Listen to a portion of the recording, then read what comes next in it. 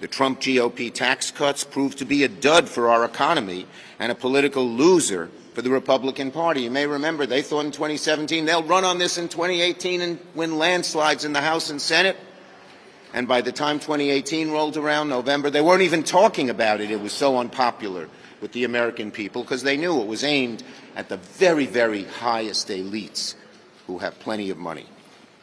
While Republicans don't seem to learn from their mistakes. The Republican-led House Ways and Means Committee will advance a sweeping array of new tax giveaways that reward the wealthy and the well-connected while leaving ordinary families in the lurch. The latest GOP tax scam feels like a bad rerun, where the biggest winners are giant companies, big oil polluters, ultra wealthy households. After the Trump tax law blew a nearly $2 trillion hole in our national debt, forecasters say this new Republican proposal would increase the debt by another $1 trillion. Can you believe this? Just 2 weeks after these hard-right Republicans are arguing that we have too much debt and we got to reduce the deficit, they are now arguing for a huge reduction just so they can give tax breaks to their very ultra-wealthy friends. Before the ink is even dry on avoiding default, the same Republicans want to blow another $1 trillion hole into the deficit. What hypocrisy! What hypocrisy! Of course, they only care about the deficit when it suits them.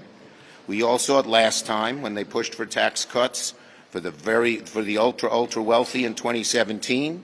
There was no trickle down stemming from that huge benefit Republicans gifted the wealthy. In fact, for a decade, ever since the days of Jude Wanniski, for those old-timers who remember him, this idea that trickle-down works has been totally discredited, trickle-down in taxes. Instead, what happened after 2017, the Trump tax cuts translated into huge profits for shareholders. We saw trillions of dollars in corporate stock buybacks. We saw the vast majority of Americans reject these Republican policies. So if Republicans really want to help working and middle-class families, if they really want to lower the deficit, as they've claimed for years, they'll stop pushing this irredeemably flawed tax package. It's time to get to work, to focus on what matters for American families. Senator Stabenow.